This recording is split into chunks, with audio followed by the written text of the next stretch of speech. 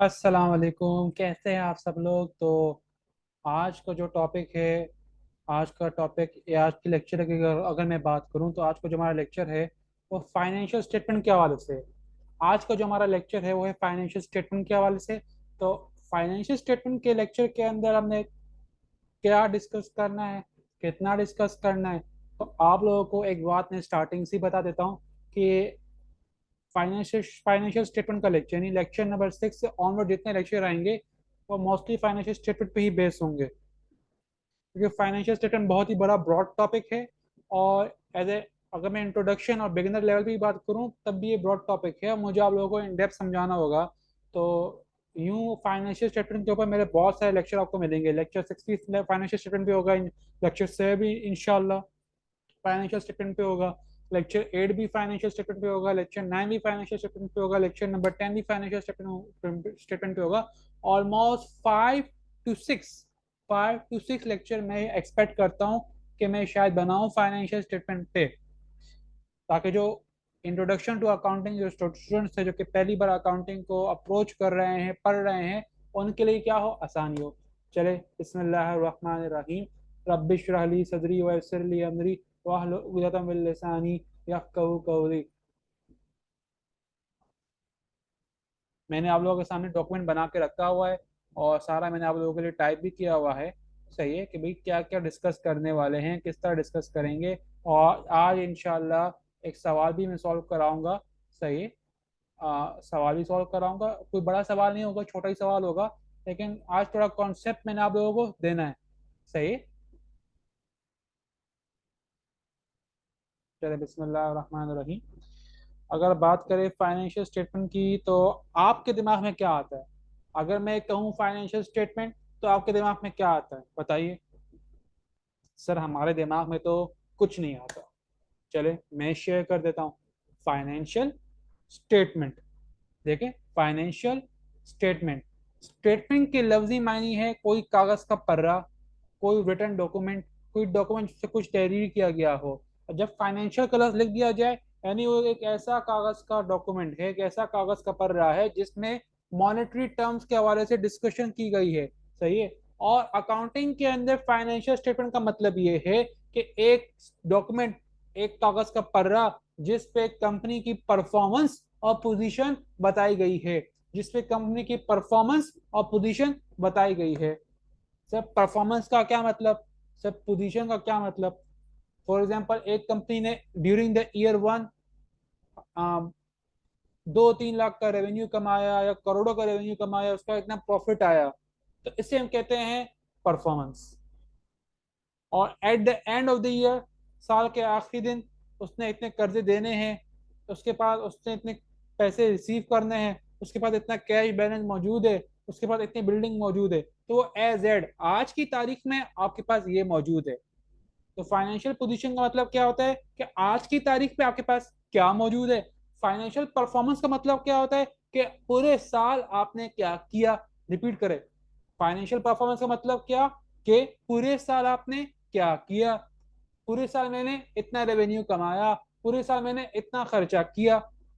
और financial position का मतलब क्या, कि साल के आखिर में आपके ऊपर, आपके पास क्या मौजूद है।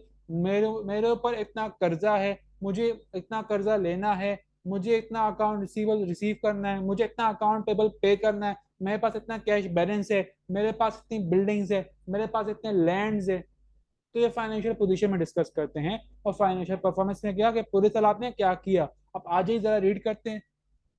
The first question which comes into our mind is that what does it mean by financial statement? So basically, financial statement are a set of statement where the financial information which has occurred throughout the financial year has been summarized in a simple, comprehensible format. Financial statement last stage है accounting cycle का। Financial statement last stage है accounting cycle का, जहां पे तमाम financial information को हमने summarise और क्लासिफाई कर दिया होता है। यानी यहाँ पे अकाउंटिंग की डेफिनेशन खत्म हो जाती है। यहाँ पे अकाउंटिंग की डेफिनेशन खत्म हो जाती है। अकाउंटिंग की डेफिनेशन क्या थी? Recording, classification and summarization of financial information is called financial accounting. तो यानी अकाउंटिंग की डेफिनेशन तीन बातों पे मुश्तमिल थी, रिकॉर्डिंग पे, दूसरी बात किया क्लासिफिकेशन पे, तीसरी बात किया समराइजेशन पे। जब ये तीन बातें पूरी हो जाएगी तो अकाउंटिंग की डेफिनेशन पूरी हो जाएगी। तो अकाउंटिंग की डेफिनेशन कहाँ पे पूरी हो रही है? अकाउंटिंग की डेफिनेशन फाइनेंशियल स्टेटमेंट पे एंड हो जाती है, क्योंकि यहाँ पे फाइनली पूरे फाइनेंशियल ट्रांजेक्शन जो कि पूरे साल में हुए वो समराइज हो जाते हैं, और फिर वो एक कागज की शक्ल में मालिक को दिया जाता है कि मालिक आज आपके बिजनेस की फाइनेंशियल परफॉर्मेंस ये थी, आपके बिजनेस की फाइनेंशियल पोजीशन ये थी। क्लियर? अच्छा, फाइनेंशियल स्टेटमेंट कितने, मतलब फाइनेंशियल स्टेटमेंट तो एक ब्रॉड टर्म है, सही। फाइनेंशियल स्टेटमेंट जो है, जो मैं यहाँ पे दिखा रहा हूँ, माउस भी ला रहा हूँ, एक ब्रॉड टर्म है। इसके अंदर बहुत सारे स्टेटमेंट होते हैं जो कि मैंने नीचे लिखे हुए। Financial statement comprise of the following: statement of financial position, जिसको हम बैलेंस शीट भी कहते हैं। अब IAS 01 का मतलब क्या है? International accounting standard number 1। यहाँ पे फाइनेंशियल स्टेटमेंट के बारे में रूल्स और गाइडलाइन दी गई हैं, सही है। क्योंकि अब IAS 01 मतलब हमारे कोर्स है ओवरऑल पार्ट तो नहीं, लेकिन हम उसी को एक किस्म से पढ़ रहे हैं, तभी मैंने यहाँ पे आप लोगों के लिए नाम लिख दिया। अगर आप लोग चाहते हैं तो आप लोग खुद जाके गूगल से सर्च कर ले IAS 01 के बारे में और पढ़ ले डिटेल में, लेकिन जो हम पढ़ रहे हैं ये भी IAS 01 है। अच्छा, क्या क्या होता है फाइनेंशियल स्टेटमेंट में? फाइनेंशियल स्टेटमेंट में होता है balance sheet, statement of profit और लॉस, जिसके अंदर ट्रेडिंग अकाउंट भी होता है। सर ट्रेडिंग अकाउंट क्या होता है मैं आपको समझाऊंगा। Statement of comprehensive income, statement of changes in equity, statement of cash flows. इन तमाम स्टेटमेंट को इन तमाम स्टेटमेंट को जहाँ पे मेरा कर्सर घूम रहा है मैं मार्क भी करा लेता हूँ, इन तमाम स्टेटमेंट को यहाँ से यहाँ तक, जहां तक मैंने हाईलाइट कर दिया है, इन तमाम स्टेटमेंट को मैं कहता हूं फाइनेंशियल स्टेटमेंट। इन तमाम स्टेटमेंट को मैं कंबाइन कर दूं तो मेरे पास बनता है फाइनेंशियल स्टेटमेंट। तो फाइनेंशियल स्टेटमेंट होते हैं, फाइनेंशियल स्टेटमेंट का मतलब पांच स्टेटमेंट। फाइनेंशियल स्टेटमेंट का मतलब पांच statement: balance sheet, profit and loss, comprehensive income, changes in equity, cash flow. अच्छा, एक और बात याद रख लीजिए कि भाई स्टेटमेंट ऑफ प्रॉफिट और लॉस और स्टेटमेंट ऑफ कॉम्प्रिहेंसिव इनकम को आजकल या प्रैक्टिकली आप कहें, और IAS 01 के अंदर भी यही गाइडलाइन फॉलो की जा रही है कि स्टेटमेंट ऑफ प्रॉफिट और लॉस और स्टेटमेंट ऑफ कॉम्प्रिहेंसिव इनकम को एक साथ मर्ज करके शो किया जाए। सर आप जो भी समझा रहे हैं हमें समझ बिल्कुल नहीं आ रहा। बेटा अभी आपको समझ नहीं आने वाला, मुझे भी आइडिया है। मैं आपको थोड़ी सी बस लॉजिक दे रहा हूँ कि भाई फाइनेंशियल स्टेटमेंट का मतलब क्या है, सही है, और इसके अंदर कौन कौन सी स्टेटमेंट होती है। मैं आप लोगों को पढ़ाऊंगा, मैं आप लोगों को फाइनेंशियल पोजीशन पढ़ाऊंगा, सवाल भी इसका सॉल्व करवाऊंगा। मैं आपको प्रॉफिट एंड लॉस भी पढ़ाऊंगा, इसका सवाल भी सॉल्व कराऊंगा। बाकी जो तीन स्टेटमेंट है ये इंट्रोडक्शन टू अकाउंटिंग के लेवल पे नहीं होते, ये थोड़े ऊपर लेवल को जाते हैं। फॉर एग्जाम्पल अगर आई कैप की बात करूं तो आई कैप में, मतलब आई कैप के एग्जाम्स के अंदर इन तीन स्टेटमेंट को हम FAR 1 के लेवल पे डिस्कस करते हैं, जो कि कैफ 1 है रिसेंटली। और अगर यूनिवर्सिटी लेवल पे बात करूं तो यूनिवर्सिटी लेवल में मेरे ख्याल से ये फाइनेंशियल अकाउंटिंग नहीं, पहले सेमेस्टर या दूसरे सेमेस्टर में नहीं पढ़ाया जाता इस तरह। ये मेरे ख्याल से आप लोगों का कोई फोर्थ या थर्ड सेमेस्टर को उस वक्त आपको पढ़ाया जाएगा। तो ये तीन स्टेटमेंट आगे के हैं। अगर आप लोगों ने पढ़ना है, हम सर ने समझना है, हमने पढ़ना है, तो कोई बात नहीं, आप मुझे व्हाट्सएप कर दीजिएगा, आप ज्वाइन हो जाइएगा मेरे कोर्स में। मैं आपको इन तीन टॉपिक्स पे, इन तीन स्टेटमेंट से अलग से लेक्चर बना के दे दूंगा। लेकिन चूंकि हम अभी इंट्रोडक्शन के लेवल पे पढ़ रहे हैं, तो फिलहाल जो हमारे लिए रेलेवेंट इंपॉर्टेंस रखते हैं वो है ये दो। ओके, तो याद रख लीजिए फाइनेंशियल स्टेटमेंट क्या है। फाइनेंशियल स्टेटमेंट एक कागज का पन्ना है, एक डॉक्यूमेंट है जिसके अंदर कंपनी की फाइनेंशियल परफॉर्मेंस और फाइनेंशियल पोजीशन बयान की गई होती है कि भाई आपकी कंपनी ने पूरे साल क्या किया, क्या कमाया, क्या नुकसान करवाया, कितना खर्चा करवाया। इससे हम कहते हैं फाइनेंशियल परफॉर्मेंस। और at the end of the financial year आपके कंपनी के पास कितना कैश था, कितनी लाइबिलिटी थी, कितने एसेट्स थे, कितने बिल्डिंग लैंड थी, इसको हम कहते हैं फाइनेंशियल पोजीशन। सही है।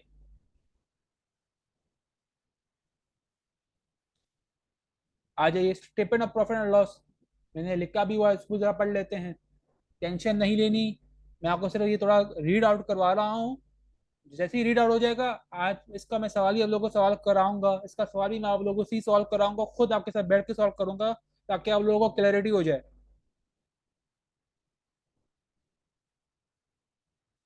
तो statement of profit or loss.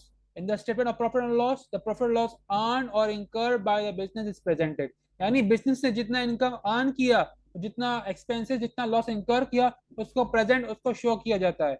This help the stakeholder to understand how the business is perform during the financial year. सही है. And thus therefore the statement of profit and loss is prepared as for the year. Statement of profit and loss को हमेशा for the year कह के बनाते हैं. ये for the year की तरह बनता है. सर फॉर द ईयर क्यों? भाई पूरे साल क्या हुआ, तभी इसको हम फॉर द ईयर कह रहे हैं. पूरे साल की परफॉर्मेंस को, पूरे साल की मूवमेंट को, पूरे साल की एक्टिविटीज को शो करने को हम कहते हैं फॉर द ईयर. आज की तारीख में, आज के दिन क्या पड़ा हुआ है, सिर्फ आज ही की बात कर रहा हूं आपके पास. तो ऐसे हम क्या कहते हैं, ऐसे हम कहते हैं as at. Okay.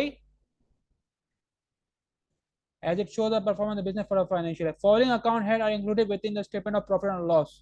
Revenue, sale return, cost of goods sold, operating expenses, other income. पूरा फॉर्मेट मैंने बनाया हुआ है, डिस्कस करूंगा आप लोगों से. स्टेटमेंट ऑफ फाइनेंशियल पोजीशन, जिसे हम बैलेंस शीट भी कह सकते हैं. In the statement of financial position, the year-end position of the business is presented. Year-end, साल के आखिर में आपके पास कितने एसेट्स हैं, आपके पास कितनी लाइबिलिटीज है. सही है. इससे हम फाइनेंशियल पोजीशन के अंदर प्रेजेंट करते हैं. फाइनेंशियल प्रॉफिट एंड लॉस के अंदर पूरे साल की परफॉर्मेंस शो करते हैं, तभी उसको हम फॉर द ईयर के हिसाब से बना रहे होते हैं. और financial statement of financial position को हम एज एड के हिसाब से बना रहे होते हैं. As such as how much is the cash balance at the year end of the financial year, how much debts are owed or at the end of the financial year. Thus, therefore, the statement is prepared as at year ended. This statement presents the closing balance at the end of financial year. मैंने आप लोगों को एक चीज समझानी थी कि closing balance of current year is the opening balance of next year. Sir closing balance क्या होता है, सर ये ओपनिंग बैलेंस क्या होता है. और अगर ये बात मैं आपको पहले लेजर के वक्त समझा देता तो वो फिर आपको वो लेक्चर कंफ्यूज हो जाता. क्लोजिंग ओपनिंग बैलेंसेस भी आप लोगों को मैंने समझाने हैं, वो इंशाल्लाह इसी लेक्चर के अंदर या ऑनवर्ड लेक्चर के अंदर आपको मैं क्लियर करवा दूंगा.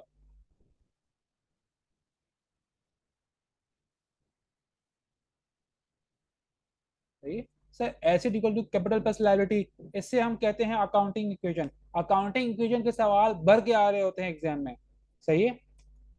और ये अकाउंटिंग इक्वेशन मुझे आप लोगों को स्टार्टिंग में ही समझाना चाहिए था, लेकिन स्टार्टिंग में पहले से इतने सारे कॉन्सेप्ट्स थे, अगर मैं आपको एक कॉन्सेप्ट भी समझाने बैठ जाता तो आप तो हिल जाते. या तो टफ हो गया समझना. तो हर चीज को उसके वक्त के हिसाब से समझा जाता है. तो फाइनेंशियल स्टेटमेंट का जो लेक्चर अभी स्टार्ट हुआ है, लेक्चर नंबर 6, ये काफी हैवी लेक्चर होगा. 1 घंटे का ही लेक्चर होगा, लेकिन ये लेक्चर चलता जाएगा. लेक्चर 7 BC पे होगा, 8 BC पे होगा, 9 BC पे होगा, 10 BC पे होगा. क्या पता आगे के लेक्चर BC पे हो, क्योंकि ये फिर अच्छी खासी कवरेज भी एग्जाम में रखते हैं.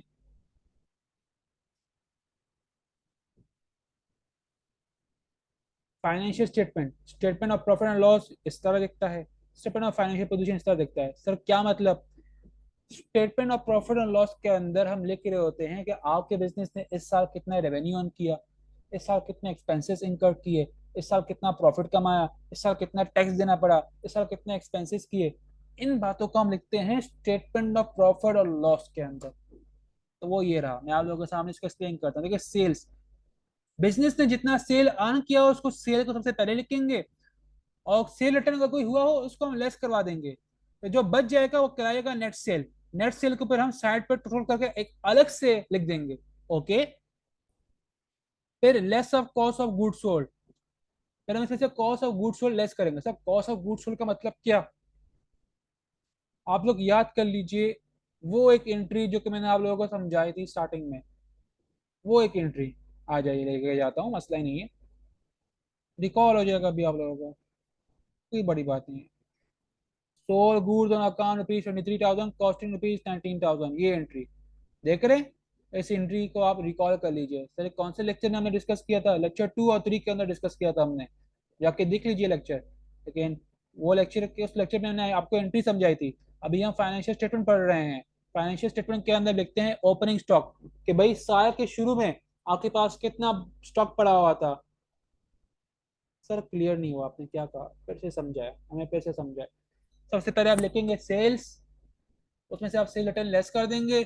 फिर नेट सेल्स आप लिखेंगे, जो नेट सेल्स यहाँ पे आएंगे आप उसको साइड पे लिख देंगे यहाँ पे. सही. फिर आप कॉस्ट ऑफ गुड्स सोल्ड की हेडिंग डालेंगे, ओपनिंग स्टॉक लिखेंगे. सो ओपनिंग स्टॉक का मतलब क्या, आप बात को गौर से सुने. मेरा बिजनेस है, मैंने 2011 में बिजनेस स्टार्ट किया। लेके चलते हैं, एक्सप्लेन करते हैं, मसला ही नहीं है ना, एक्सप्लेन कर देते हैं आप लोगों को। टेंशन क्यों ले रहे हैं?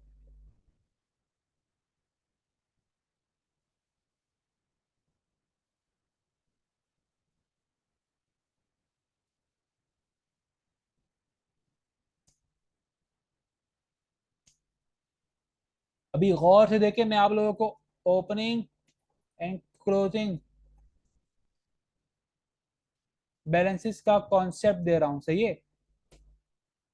मैं आपको इसका कॉन्सेप्ट दे रहा हूँ, तो गौर से देखे। मेरा बिजनेस था, मैंने 1 जैन 2011 को world of finance auditing and management की बुनियाद रखी। मैंने कहा कि आज से मैं अपना बिजनेस स्टार्ट कर दूंगा, सही है? तो मैंने एग्जांपल दे रहा हूँ, सही है? मैंने फॉर एग्जांपल 1 जन 2011 को बिजनेस की बुनियाद रखी और मैंने कहा मैं बिजनेस स्टार्ट कर दूंगा। तो कोई भी ईयर 12 महीनों का होता है, तो मेरा फाइनेंशियल ईयर कब से कब तक का हुआ? मेरा फाइनेंशियल ईयर हुआ 1 जैन से 31 दिसंबर तक, यानी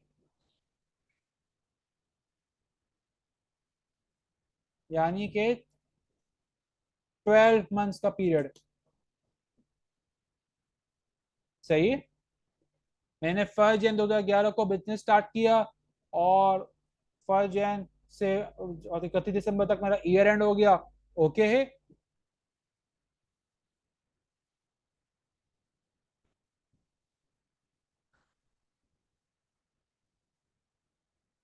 सही। तो मैं आपको क्लियर क्या करवाना चाह रहा हूँ, मैं आपको उधर से कॉन्सेप्ट दे रहा हूँ ओपनिंग एंड क्लोजिंग बैलेंसेस का। अब हुआ क्या? पूरा साल चला, पूरा साल चला। साल के शुरू में मेरे बिजनेस के पास पैसे नहीं थे। साल के शुरू में बिजनेस के पास पैसे नहीं थे, सही है? क्योंकि मैंने अभी अभी बिजनेस स्टार्ट किया था, जीरो पैसा था। लेकिन यानी 1 जैन को अगर मैं बात करूं, मेरे पास पैसे जीरो थे। लेकिन 31 दिसंबर आया, उस वक्त बिजनेस अच्छा खासा चल गया था, मेरे पास पैसे आ गए थे 15,000। अब ये 15,000 मैं देखूं तो 2011 में मैंने इतना कमा लिया था, सही है? 2011 में मैंने इतना कमा लिया था। अब पे 2012 आया। 2012 जैसे ही आया, मुझे बताया जब 31 दिसंबर की रात तक मेरे पास 15,000 पड़े हुए हैं, वो अगले साल के 1 जन को भी इतनी पड़े होंगे ना, कोई चेंज आएगा? नहीं। तक क्लियर नहीं हुआ? आपने तो तेजी से सुना दिया। कैसे करते हैं, आराम से चलते हैं। मैंने 1 जन 2011 को अपना बिजनेस स्टार्ट किया, wall of finance auditing and management. अभी अभी स्टार्ट किया था, तो मेरे बिजनेस के पास कैश मौजूद नहीं था, जीरो मैंने लिख दिया आप लोगों के लिए। लेकिन पूरा साल मैंने मेहनत की, बिजनेस चलाया, 15,000 रुपये बच गए मेरे पास साल के आखिर में, 31 तारीख को। जब 31 दिसंबर को मेरे पास 15,000 रुपये बच गए, तो अगले दिन की सुबह 1 जैन को भी मेरे पास इतने ही मौजूद होंगे ना, कोई कम ज्यादा तो नहीं होंगे ना? यानी ये 15,000 रुपये में अगर मतलब मेरे बिजनेस में आज रात को मौजूद है 31 दिसंबर को, तो 1 जन की सुबह को भी इतने ही मौजूद होंगे। हम्म।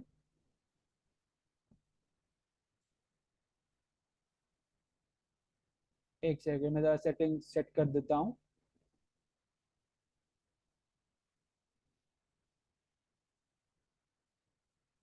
कुछ टाइम देना होगा, जरा एक सेकंड।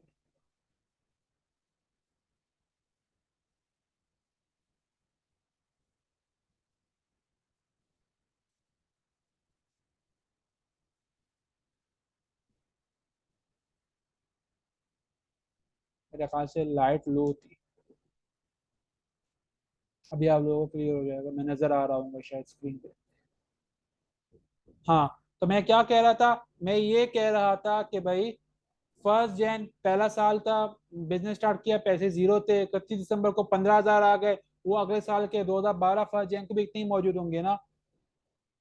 1 जैन को भी पे मेरे पास इतने ही मौजूद होंगे ना? जी सर, इतने ही मौजूद होंगे। तो जो ये बैलेंस था, इसे हम कहते हैं क्लोजिंग बैलेंस। और ये अगले साल का क्या हुआ, ओपनिंग बैलेंस। क्लियर। इसी तरह का अगर आपके बिजनेस के पास कोई स्टॉक पड़ा हुआ है 31 दिसंबर का, जो 31 दिसंबर का स्टॉक है वो अगले साल का क्या हो जाएगा, ओपनिंग बैलेंस।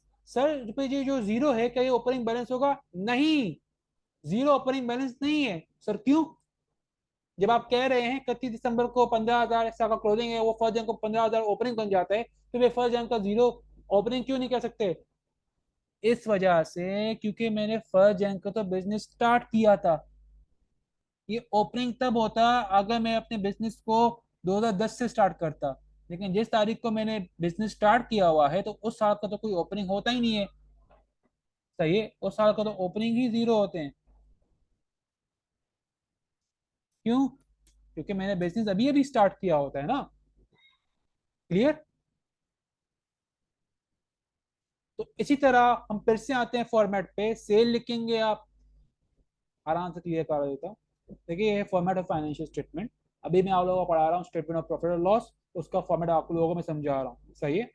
तो जब भी आप लोगों ने फाइनेंशियल स्टेटमेंट बनानी हो, statement of profit and loss बनाना हो, स्टेटमेंट ऑफ फाइनेंशियल पोजीशन बनाना हो, तो सबसे पहले आप कंपनी का नाम लिख दे। फॉर एग्जांपल मैंने लिखा है नाज एंड कंपनी, उसके मैं नीचे लिख दिया statement of profit and loss, उसके नीचे आप लिख दे फॉर द ईयर एंडेड, किस साल के लिए आप बना रहे।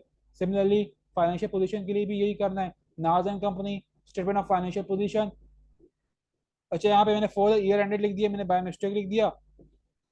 आप लोगों ने फॉर द ईयर एंडेड नहीं लिखना, इसको मैं करेक्ट करवा दूंगा किसी तरह से, यस इसको मैं करेक्ट करवा दूंगा।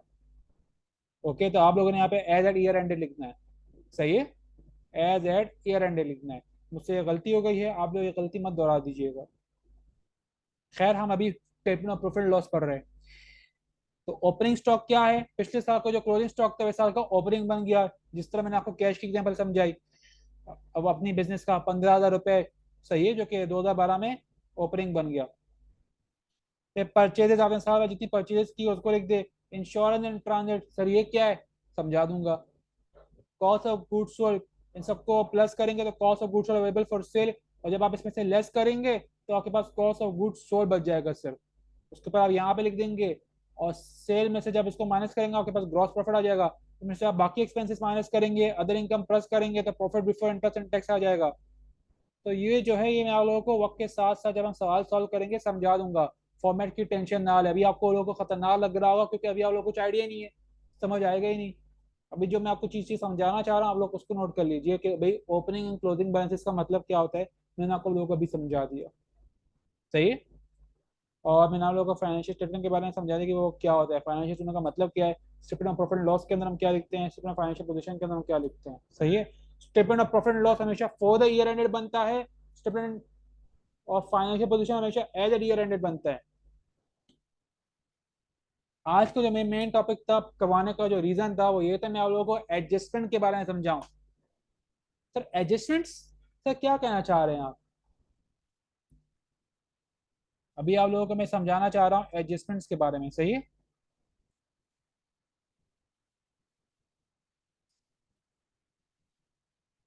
सर क्या ये इंपॉर्टेंट है, बहुत इंपॉर्टेंट है, इंटरव्यू के अंदर ही ये सवाल पूछा जाता है, मुझसे ही पहली बार इंटरव्यू में यही सवाल पूछा था।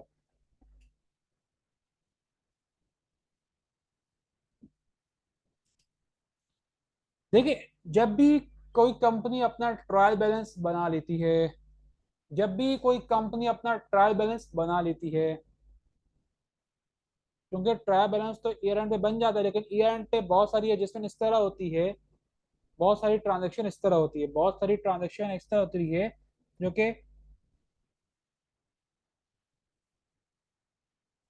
इंक्लूड करनी होती है एट द ईयर एंड। बहुत सारी ट्रांजेक्शन इस तरह होती है जो कि आपने at the year and include करनी होती है अपने बुक्स ऑफ अकाउंट के अंदर। जब वो बुक्स ऑफ अकाउंट के अंदर आएंगी यानी आप उसको यानी आपने उसको ट्रायल बैलेंस के अंदर भी लेके जाना होता है। सही है।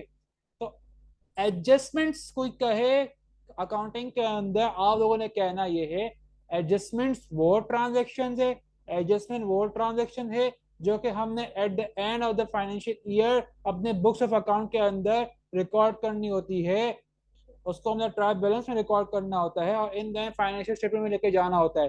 सर एडजस्टमेंट कितनी किस्म की होती है, prepaid expenses, accrued income, accrued expenses, unearned revenue slash income, और bad debt expense depreciation। इससे हम कहते हैं एंड एडजस्टमेंट। इन ट्रांजेक्शन्स को हमेशा at the end of the year पे हम रिकॉर्ड करते हैं। इन ट्रांजेक्शन को हमेशा at the end of the year पे हम रिकॉर्ड करते हैं अपने ट्रायल बैलेंस में, अपने फाइनेंशियल स्टेटमेंट के अंदर। सही है, सबसे पहले ट्रायल बैलेंस में रिकॉर्ड हो जाएगी, उसके बाद फिर फाइनेंशियल स्टेटमेंट लेके चले जाते हैं। सही है, प्रैक्टिकली ये होता है। और तभी ये जो ट्रांजेक्शन है इसे हम एडजस्टमेंट्स कहते हैं, क्योंकि हम इन ट्रांजेक्शन को एडजस्ट करवा रहे होते हैं। हम इन ट्रांजेक्शन को एडजस्ट करवा रहे होते हैं अपने बुक्स ऑफ अकाउंट के अंदर एट द ईयर एंड। सही, तो आ जाइए पढ़ते हैं। मैंने लिखी हुई हर एक को डिटेल में। Accrued expense. An accrued expense is an expense which has been incurred but is not yet paid. Therefore, by rule of accrual accounting, it shall be recorded in the accounts, in the book of accounts। Sir क्या मतलब accrued expense का? अभी मैं आप लोगों को discuss करवा रहा हूं अक्रूड एक्सपेंस। सही है, अक्रूड एक्सपेंस का मतलब ये है, फॉर एग्जांपल जनवरी का महीना हुआ, फॉर एग्जांपल दिसंबर 31 का महीना हुआ, और आपके बिजनेस के अंदर बहुत सारे लोग काम करते हैं, आपने उनको सैलरी देना है। तो सैलरी तो एक एक्सपेंस है बिजनेस के लिए। सपोज करते हैं आपने 1.5 लाख रुपए सैलरी देनी है, जो कि अभी आप तक जो कि अभी तक आपने नहीं दी। आपने कब दी? आपने 5 जनवरी अगले साल आपने एक्सपेंस पे कर दिया। एक्सपेंस कब का था? दिसंबर के महीने का था। एक्सपेंस कब का था? दिसंबर के महीने का था। आपने कब पे किया? 5 जनवरी को। तो एक्सपेंस तो दिसंबर का था, आपने पे किया 5 जनवरी। तो अक्रूवल अकाउंटिंग में क्या कहता है, मैचिंग कॉन्सेप्ट में क्या कहता है कि भाई जिस महीने का एक्सपेंस है उसको उसी महीने में रिकॉर्ड करो, आगे ना ले जाओ। यही कहते हैं ना हमसे। जब एक्सपेंस हो गया, इंकर्ड हो गया, उसको उसी वक्त रिकॉर्ड करो, तब रिकॉर्ड ना करो जब तुम पे करो। इसी तो हम कहते हैं अक्रूड एक्सपेंसेस। तो अक्रूड एक्सपेंसेस इन शॉर्ट क्या होती है? लाइबिलिटी। सैलरी एक्सपेंस 1.5 लाख रुपए 31 दिसंबर तक मुझे देने होते हैं, लेकिन मैंने नहीं दिए 31 दिसंबर को, मैंने 5 जनवरी को दे दिए। तो मैं ये कहूंगा कि जो 1.5 लाख है मेरी लाइबिलिटी है। तो मैं सैलरी एक्सपेंस को डेबिट कर दूंगा। कितने से? रुपीस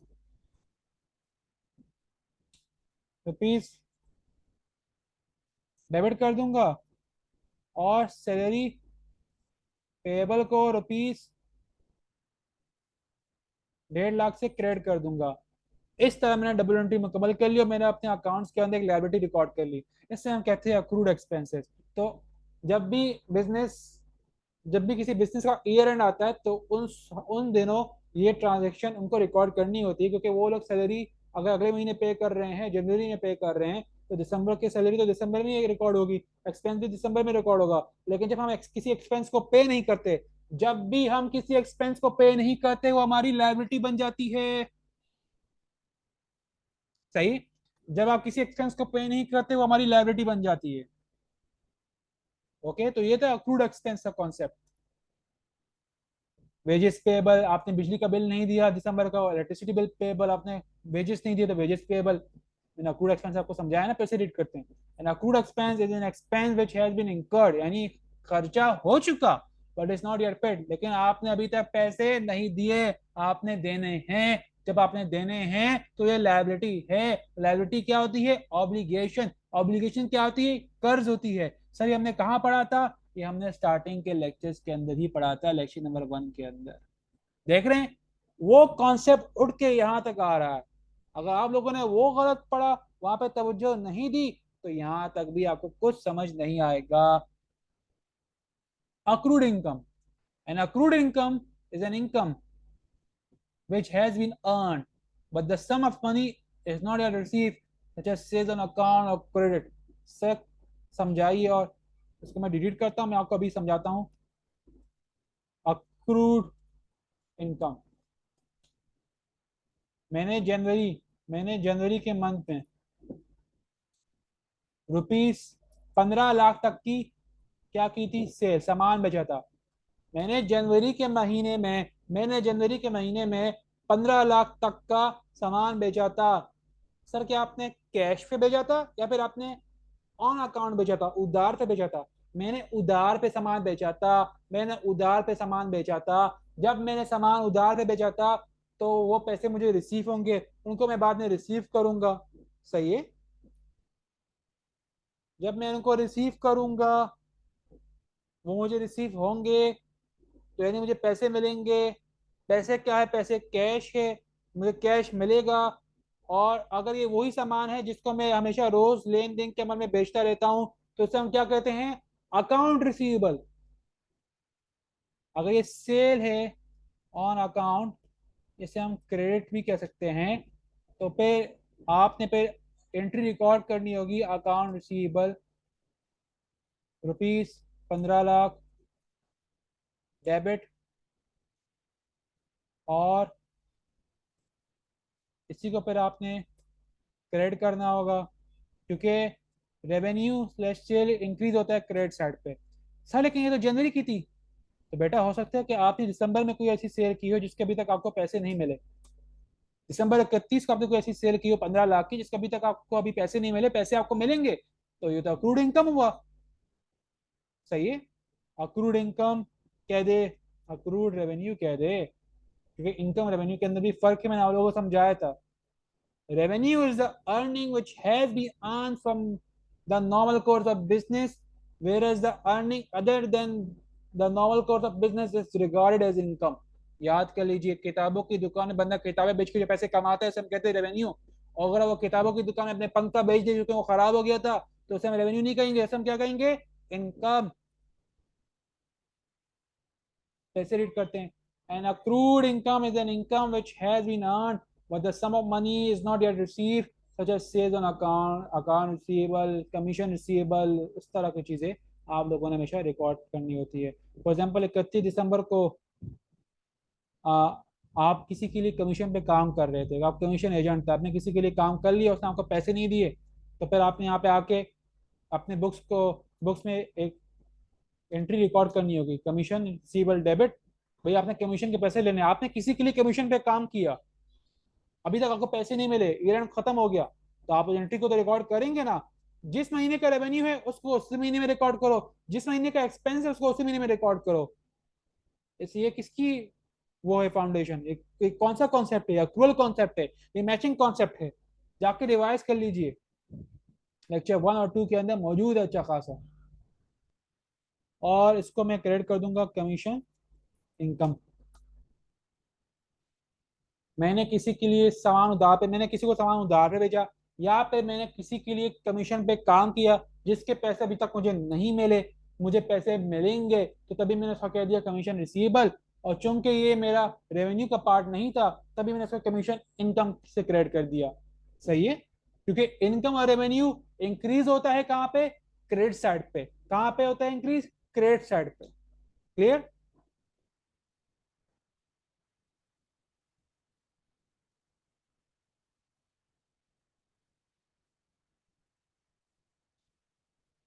चले बिस्मिल्लाह रहमान रहीम।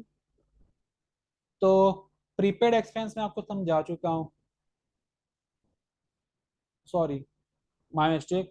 मैंने आपको अक्रूड इनकम समझा दिया, मैंने आपको अक्रूड एक्सपेंस भी समझा दिया, अक्रूड इनकम भी समझा दिया। अभी मैं आप लोगों को समझाऊंगा डेप्रिसिएशन एक्सपेंस। सही है। डेप्रिसिएशन एक्सपेंस समझाऊंगा। जो मैंने यहाँ पे लिखे हुए ना एडजस्टमेंट, ये किस्म की यही चीजें मैं आप लोगों को समझा रहा हूँ, लाइन वाइज होकर समझा रहा हूँ। मैंने आपको अक्रूड एक्सपेंस समझा दिया, अक्रूड इनकम समझा दिया। अभी डेप्रिसिएशन एक्सपेंस, जो कि इंटरनेशनल अकाउंटिंग स्टैंडर्ड 16 का पार्ट है। सर डेप्रिसिएशन एक्सपेंस का मतलब क्या है, समझते हैं भाई, समझते हैं, आराम सबर, लेकिन गौर से सुने, गौर से।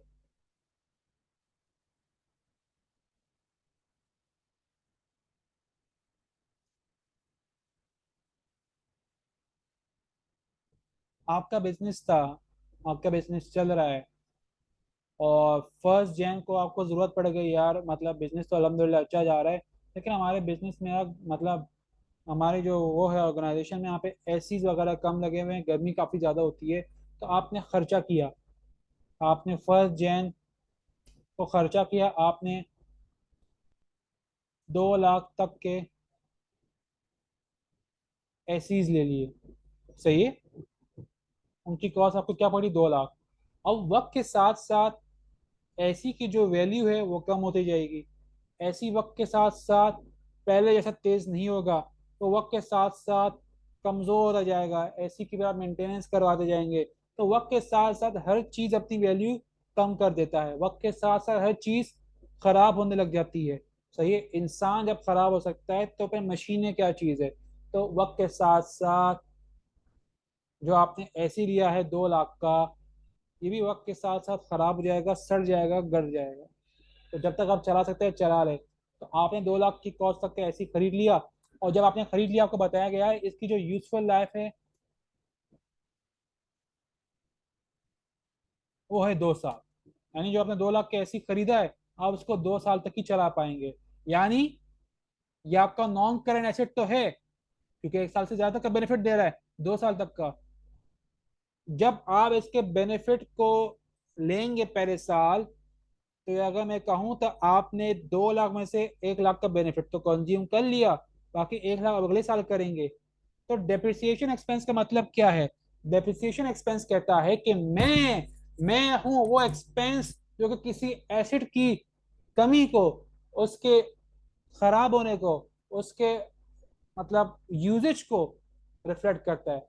कोई मशीन जितना ज्यादा यूज हो रहा है, उसकी यूजेज को अगर मैं फाइनेंशियल टर्म में रिकॉर्ड करूंगा तो उसे मैं नाम दूंगा डेप्रिसिएशन, सही है। यूजेज को रिफ्लेक्ट करना, कितना यूज हो गया, कितना हमने बेनिफिट कंज्यूम कर लिया इसका, कितना हमने बेनिफिट कंज्यूम कर लिया। जब भी आप किसी नॉन करंट एसेट का बेनिफिट कंज्यूम करेंगे, मार्क कर लीजिए, लिख लीजिए अपने पास। जब भी आप किसी नॉन करंट एसेट का बेनिफिट कंज्यूम करेंगे, तो उसकी जो कंजम्पशन है उसको आपने as an depreciation expense show करनी है, सही है। तो आपने जब ये ऐसी लिया है 2 लाख का, और ये 2 साल तक चलेगा सिर्फ, तो पहले साल ये कितना डिप्रिशिएट होगा। पहले साल ये डिप्रिशिएट होगा 2 लाख, और डिवाइड करा देंगे यूजफुल लाइफ से, तो 1 लाख होगा, सही है। दूसरे साल भी 1 लाख होगा, और यूं इसकी जो वैल्यू है खत्म हो जाएगी। सर और जरा क्लियर करें, मैं समझ नहीं आया।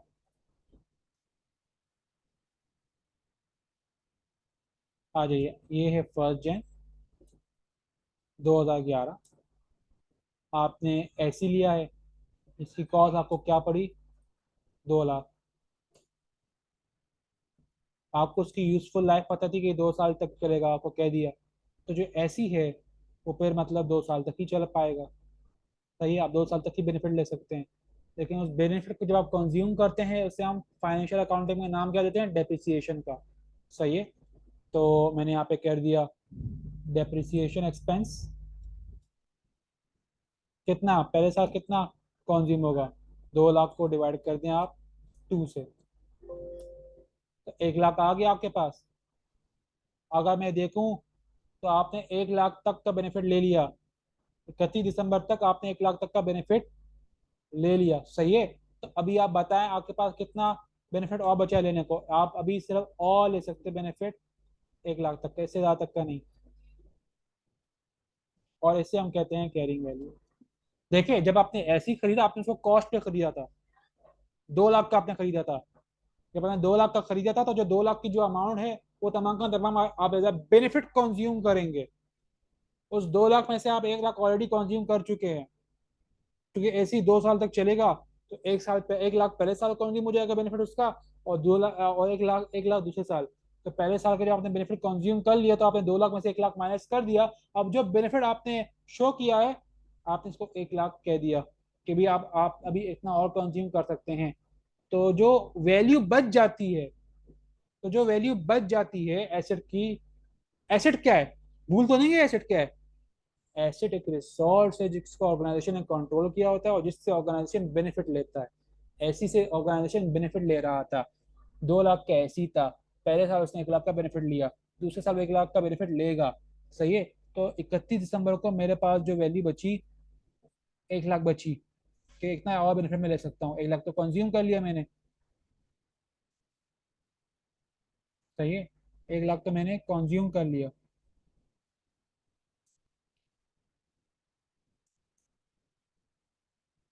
1 लाख तो मैंने कंज्यूम कर लिया जो मैं बेनिफिट ले सकता हूँ, सही है। 1 लाख तक का ले सकता हूँ अगले साल। तो 31 दिसंबर को आपके पास जो वैल्यू बची, उस बची हुई वैल्यू को हम कहते हैं कैरिंग वैल्यू भी। और चूंकि ये नेट वैल्यू है, इससे हम कहते हैं नेट बुक वैल्यू भी, सही है। ये बहुत बड़ा टॉपिक है, ये बहुत बड़ा टॉपिक है डेप्रिसिएशन। इस पर मैंने अपने यूट्यूब लेक्चर्स, यूट्यूब चैनल पे एक सेपरेट बहुत बड़ी वीडियो बनाई थी। कंफ्यूजिंग होता है बच्चों के लिए समझना। तो अगर आप लोगों को फिर भी क्लियर नहीं हो रहा, या आप यूट्यूब चैनल को मैं रेफर कर ले।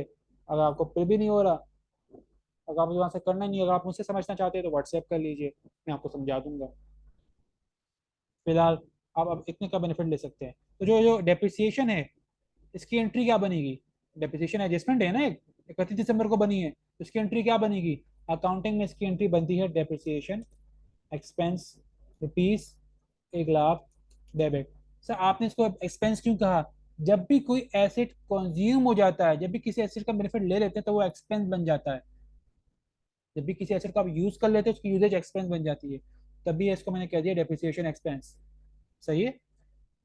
ऑपेक्स का क्रेडिट क्या करेंगे? क्रेडिट आप लोग करेंगे accumulated depreciation rupees 1 lakh credit से। एक्यूमुलेटेड डेप्रिसिएशन का क्या मतलब? एक्यूमुलेटेड डेप्रिसिएशन का मतलब ये है कि ये जो एसी है, ये अभी तक 1 लाख तक की इसकी डेप्रिसिएशन एक्यूमुलेट हो गई है, जमा हो गई है। जब आप अगले साल जाएंगे, सही है, तो अगले साल फिर से ये डेप्रिशिएट होगा। जब पैसे डेप्रिशिएट होगा तो 1 लाख इसका जो बचा हुआ है वो आप पूरा का पूरा कंज्यूम कर लेंगे। और फिर इसकी जो कैरिंग वैल्यू आएगी वो जीरो होगी, सही है।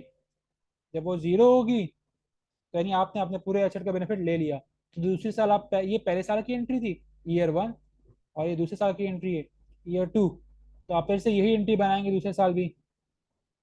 तो एक्यूमुलेटेड डेप्रिसिएशन शो ये करा रहा होता है कि भाई पहले साल 1 लाख का ले लिया मैंने डेप्रिसिएशन एक्सपेंस, दूसरे साल भी मैंने 1 लाख का ले लिया। और जब मैं इसको बैलेंस शीट में शो करूंगा तो मैं लिखूंगा एक्यूमुलेटेड डेप्रिसिएशन, यानी स्टार्टिंग से लेकर अब तक। गौर से सुनिए मेरी बात को। एक्यूमुलेटेड डेप्रिसिएशन का मतलब क्या है कि भाई स्टार्टिंग से लेकर अब तक कितना डेप्रिसिएशन ले चुके आप। तो मैं स्टार्टिंग से लेकर अब तक 2 साल का मैं 2 लाख रुपए खा चुका हूँ, ऐसी का, सही है। सर मैं क्लियर नहीं हो रहा, टेंशन ना ले, क्लियर हो जाएगा वक्त के साथ। और डेप्रिसिएशन एक्सपेंस सिंपली से हेल्प करता है कि भाई जो एक्सपेंस रिकॉर्ड हुआ है, जो आपने यूजेज की है, जो आपने बेनिफिट कंज्यूम किया है किसी नॉन करंट एसेट का, उसको हम रिकॉर्ड करते हैं फाइनेंशियल अकाउंटिंग के अंदर by the name of depreciation expense. तो एंट्री क्या बनती है? Depreciation expense debit accumulated depreciation credit. हर साल ये एंट्री बनती है, हर साल ये एंट्री बनती है। और जब आप उसको फाइनेंशियल पोजीशन में लेके जाएंगे, तो फाइनेंशियल पोजीशन, चले वो अलग किस्सा है, वो आपको मैं समझा दूँ, उसको आप भूल जाइए। तो आप एंट्री याद रख लीजिए, फॉर द टाइम इसकी एंट्री बनती है। जो साल जिस साल जितना डेप्रिशिएट हो, उस साल की इतनी एंट्री बन जाएगी, सही है। ओके है, रीड करते हैं। Depreciation expense represent the wear and tear of the asset, यानी एसेट की usage. As the time passes, the asset will get old, and along with that, its efficiency also decreases. Asset पुराना हो जाएगा, उसकी efficiency decrease हो जाएगी। By time which in terms of financial account is represented by depreciation expense। और सो किस तरह हम रिकॉर्ड करते हैं, इसकी एंट्री किस तरह बनाते हैं, वो मैं आप लोगों को समझा चुका हूँ। और यहाँ पे मैं आप लोगों के लिए लिख देता हूँ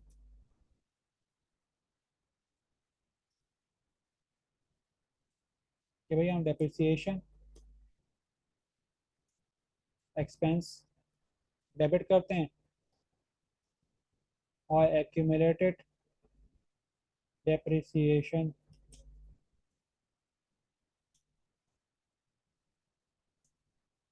क्रेडिट करते हैं। ये इसकी एंट्री है, सही है। जो नेक्स्ट कॉन्सेप्ट है हमारा, वो किस चीज़ के बारे में है? वो है बैड डेप के बारे में।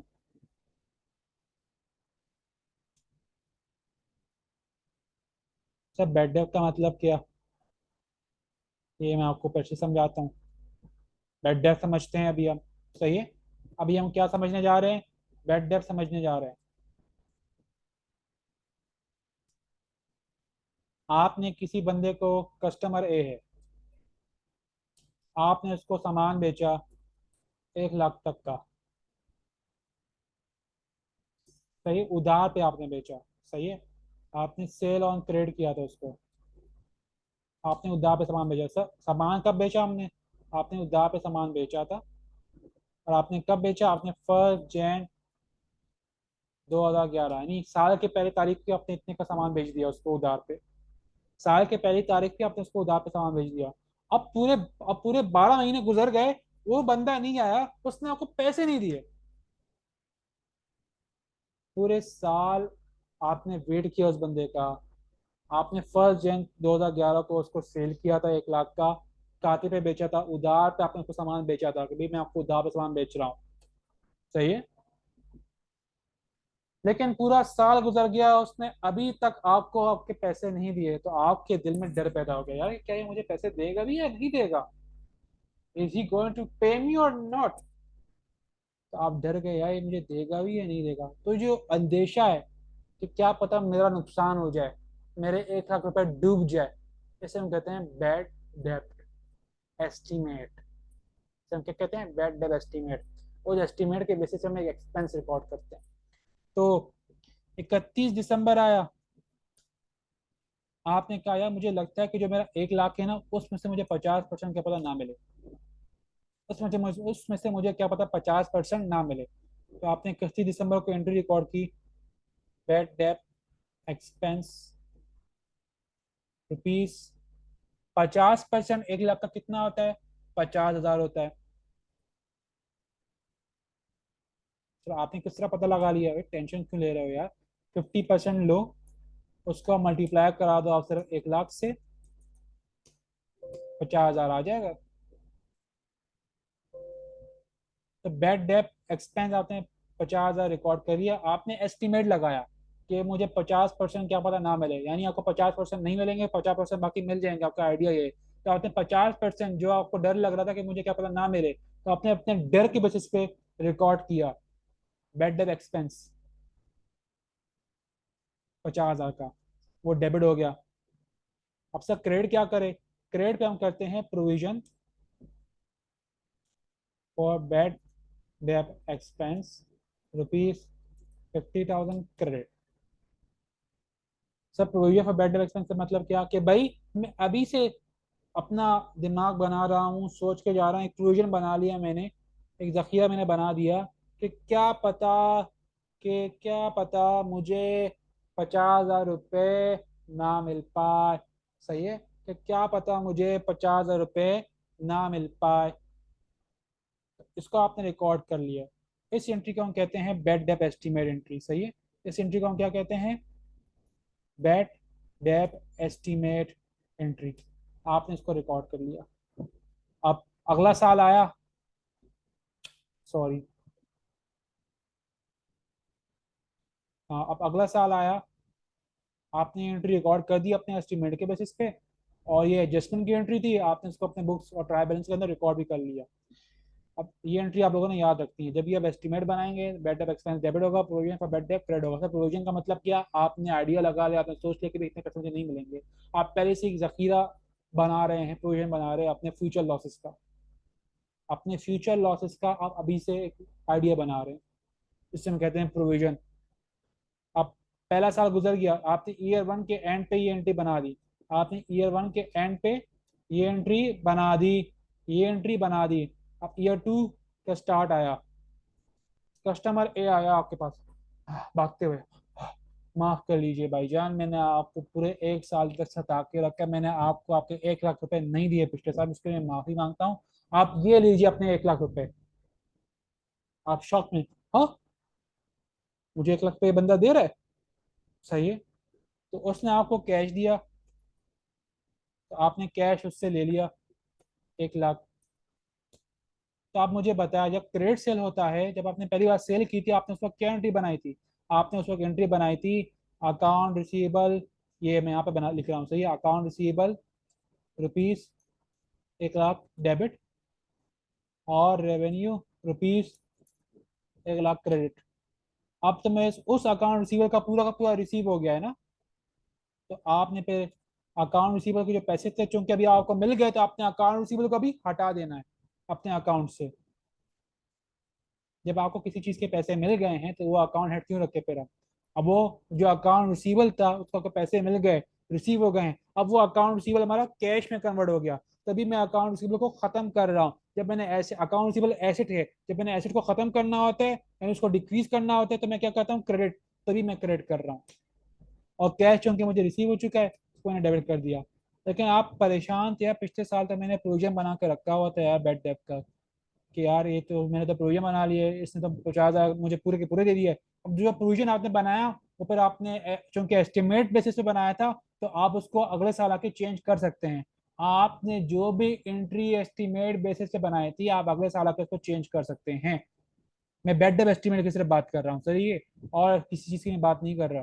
क्योंकि bad debt provision for bad debt जब मैंने बनाया था एस्टिमेट बेसिस पे बनाया था, तो प्रोविजन फॉर बेड डेप चूंकि प्रोविजन की जो नेचर है वो क्रेडिट है, वो क्रेडिट साइड पे इंक्रीज होती है। जब मैंने इसको खत्म करना है तो इसको मैं डेबिट करूंगा, तो provision for bad debt expense को मैंने ₹50,000 से डेबिट कर दिया। और चूंकि जब मैंने इसको उस वक्त क्रेडिट किया था उस वक्त मैंने एक एक्सपेंस डेबिट किया था।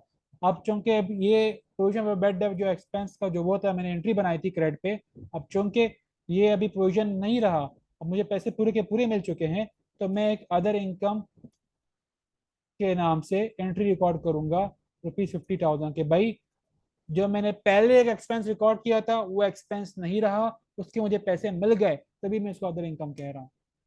और इनकम बढ़ता है क्रेडिट साइड पे, तभी इसको मैंने क्रेडिट कर दिया। तो ईयर 2 पे आपने ये एंट्री बनाई, ये एंट्री आप कब बनाएंगे सवाल ये उठता है। ये एंट्री आप तब तब बनाएंगे if amount is received in full. अगर ईयर 2 का स्टार्ट था, आप सपोज आपको अगर ये क्लियर हो गया तो वेल एंड गुड है। और ये केस क्या था कि आपको पैसे पूरे के पूरे मिल चुके, लेकिन अगर आपको पैसे ना मिले होते, if amount is not receive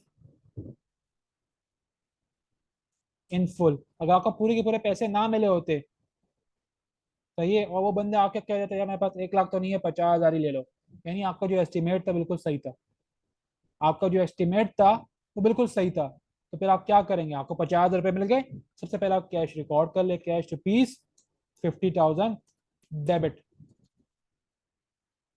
अब प्रोविजन, जो आपने प्रोविजन बना के रखा था कि भाई जो अकाउंट रिसीवेबल है 1,00,000 का, इसमें से मुझे 50,000 नहीं मिल पाएंगे, अब वो भी ये सच हो गया, आपको नहीं मिल रहे, तो प्रोविजन जो है आप उसको फिर डेबिट कर दें, क्योंकि अभी आप प्रोविजन का, क्योंकि आपका प्रोविजन अभी ट्रू हो गया है, आप उसको डेबिट कर देंगे। सर क्यों डेबिट कर रहे हैं, सर आप गलत कर रहे हैं, नहीं नहीं मैं सही कर रहा हूँ, पहले देख ले। आप प्रोविजन फॉर बैड डेब को ₹5,00,000 से डेबिट कर देंगे, और अकाउंट रिसीवेबल चूंकि आपको भी पैसे नहीं मिलने वाले, तो 1,00,000 से इसको खत्म कर देंगे। यानी जब आपने एस्टिमेट बनाया था 50,000 का कि इतने पैसे नहीं मिलेंगे, वो सच हो गया, तो आपने उस एस्टिमेट को कन्वर्ट कर दिया रियलिटी में। रियलिटी आपने किस तरह कन्वर्ट कर दिया कि आपने प्रोविजन फॉर बेड डेब्ट को डेबिट कर दिया और अकाउंट रिसीवेबल की आपने क्रेडिट कर दिया। ये था if amount is not receive in full. अगर आपको पूरे पैसे मिल जाए तो ये एंट्री बनेगी, केसेस याद रख लीजिए। अगर आपको पूरे पैसे मिल जाए तो ये एंट्री मिलेंगी, अगर आपको पूरे पैसे ना मिले तो ये एंट्री मिलेंगी, ये एंट्री बनेगी। अगर आपको पैसे ही ना मिले, कैसे हो जाए पैसे ही ना मिले, if amount is not receive at all, फिर क्या करेंगे, तो भाई फिर आपने प्रोविजन फॉर बैड डेbt जो आपने 50,000 का बनाया हुआ था ऊपर, वो तो सच हो गया, तो आप उसको डेबिट कर देंगे ₹50,000 से, क्योंकि वो अमाउंट उतनी सी रिकॉर्डेड थी। अब फिर बाकी अमाउंट का आप बैड डेप एक्सपेंस कर देंगे ₹50,000 से। सर क्यों, अब ये जो बैड डेप एक्सपेंस है, इस एंट्री को हम कहते हैं बैड डेप कंफर्म, कंफर्म भी कहते हैं। आपने प्रोविजन जब बनाया था वो सच हो गया, उसके पैसे आपको नहीं मिलेंगे। और आपने फिर बैड डेप भी एक एक्स्ट्रा रिकॉर्ड कर लिया, क्योंकि वो प्रोविजन तो 50,000 का था, और अगर आपको तो पूरे के पूरे नहीं मिल रहे तो आपने एक एक्स्ट्रा अमाउंट भी रिकॉर्ड कर लिया यहाँ पे। और फिर इन द एंड आपने अपनी एंट्री को रियलिटी में कन्वर्ट कर दिया, और अकाउंट रिसीवेबल को आपने ₹1,00,000 से क्रेडिट कर दिया। मेरे ख्याल से ये एडजस्टमेंट आप लोगों के लिए काफ़ी टफ थी। तो मैं आप लोगों को ऑप्शन दे रहा हूँ, आप लोग मुझसे कांटेक्ट कर सकते हैं। सर कांटेक्ट किस तरह करें आपसे? ये देखें मेरा नंबर लिखा हुआ है 0336231946 सही है। तो आप लोगों को क्लियर हो जाएगा, और मैंने यही तमाम बात यहीं पे लिखी हुई है आप लोगों के लिए। ये तमाम जो मैंने आप लोगों को एक्सप्लेन किया मैंने यहाँ पे भी लिखी हुई थी, सही है। अब unearned revenue advance receive from customer, ये आसान कॉन्सेप्ट है। सर आपने तो हमें प्रीपेड एक्सपेंस नहीं समझाया, हमें समझा दूंगा, मसला नहीं है। मुझे नहीं लगता आज की क्लास में मैं आप लोगों को कुछ क्वेश्चन सॉल्व करवा पाऊंगा, क्योंकि क्लास लंबी होती जा रही है, कॉन्सेप्ट ज़्यादा है। फिलहाल जो मैं आपको एडजस्टमेंट समझा रहा हूँ ना, कोशिश करें इन एडजस्टमेंट को दिमाग में बैठा लें, इनकी प्रैक्टिस कर लें, इनको नोट डाउन कर ले, अच्छे से समझ ले, सही है। Unearned revenue advance received from customer. If a customer pays an amount in advance, even though the services are provided to the customer, even though the services are not provided to the customer or goods are not sold yet, यानी एक बंदा आया आपकी किताबों की दुकान पे, उसने आपको किताबें दे दिया या पैसे ले लो, सही है, और ये किताबें मुझे लेके मेरे लिए ले आना। आपने पैसे तो ले लिए, लेकिन अभी तक आपने कोई सेल तो नहीं की, आपने तो सेल करनी है, सही है। तो इसको हम कहते हैं अर्न रेवेन्यू। आपको रेवेन्यू के पैसे तो मिल गए, लेकिन रेवेन्यू आपने अभी तक अर्न नहीं किया। और ऐसा हम ये भी कह सकते हैं कि आपने आपके कस्टमर ने अभी आपको शुरू एडवांस ही पैसे दे दिए, तो ये एक आपकी लाइबिलिटी है। सर लाइबिलिटी क्यों? क्योंकि आपने अभी किताबें इनको देनी है, सही है, आपने किताबें इनको देनी है। आपको पैसे पहले मिल गए, आपने सेल नहीं की अभी तक, जब आपकी सेल हुई नहीं है आपने सेल करनी है, तो ये आपकी अनअर्न्ड रेवेन्यू है। और अनअर्न्ड रेवेन्यू का मतलब क्या? आपने भी अपनी ऑब्लिगेशन पूरी करनी है, तो ये आपकी लायबिलिटी है। सर एग्जांपल लेके समझाए, यहीं पे एग्जांपल लिख रहा हूँ। आपको आपके कस्टमर ने कैश दे दिया ₹15,000, डेबिट कर दिया, और चूंकि आपने अभी तक सेल नहीं की थी, तो आपने अनअर्न्ड रेवेन्यू को, या फिर आप एडवांस फ्रॉम कस्टमर को आपने ₹15,000 से क्रेडिट कर दिया। भाई ये हुआ कि आपने अपने कस्टमर को किताबें जाके दे दिया, आपकी किताबें ये लो। जब आपने किताबें दे दी तो जो जो लाइब्रेरी कड़ी हुई थी, ये लाइब्रेरी खत्म हो गई। लाइब्रेरी जब खत्म होती है तो क्या होती है? डेबिट होती है। तो आप इस अकाउंट हेड को डेबिट कर देंगे, on earn revenue ₹15,000 debit, advance from customer भी आप चाहे तो लिख दे, कोई एक नाम लिख दे, मसला नहीं, कोई एक नाम आपने लिखना है। डेबिट कर दिया, और चूंकि अभी आपने अपनी सेल कर ली, अभी आपने अर्निंग कर ली, तो अभी आप रेवेन्यू या सेल ₹15,000 से क्रेडिट कर सकते हैं। आपके कस्टमर ने आपको पैसे एडवांस में दिए, जब उसने आपको पैसे एडवांस में दिए तो आपने कोई सेल नहीं की थी, आपने सेल करनी थी, आपने उसको किताबें देनी थी, आपने उसको सामान बेचना था। तो उस वक्त जो आपको पैसे मिले, आपने उसको कैश डेबिट कर लिया, और आपने अपने पास एक लायबिलिटी रिकॉर्ड कर ली, एडवांस फ्रॉम कस्टमर, सही है। और जब आपने उसको सेल कर दी, जब आपने उसको किताबें दे दिए, जब आपने उसको गुड्स दे दिए, जब आपने उसको सर्विस प्रोवाइड कर दी, तो आपकी लायबिलिटी डेबिट होकर खत्म हो गई, और फिर आप उस लायबिलिटी को आपने सेल में कन्वर्ट करके रिकॉर्ड करा लिया, सही है। तो अल्हम्दुलिल्लाह आज की क्लास का इख्तिताम हम यहीं पे करते हैं। उम्मीद करता हूँ आप लोगों को चीज़ें क्लियर हो गई होगी। मैंने अपनी तरफ से पूरी कोशिश की आप लोगों को क्लियर करवाऊँ। अगर आप लोगों को फिर भी क्लियर नहीं हो रही, तो आप लोग टेंशन ना रहे, कांटेक्ट कर सकते हैं, सही है। और अपने बाकी दोस्तों को भी रिकमेंड कर लीजिए मेरे वीडियो लेक्चर। तो ऐसे शुक्रिया, अल्लाह हाफिज़।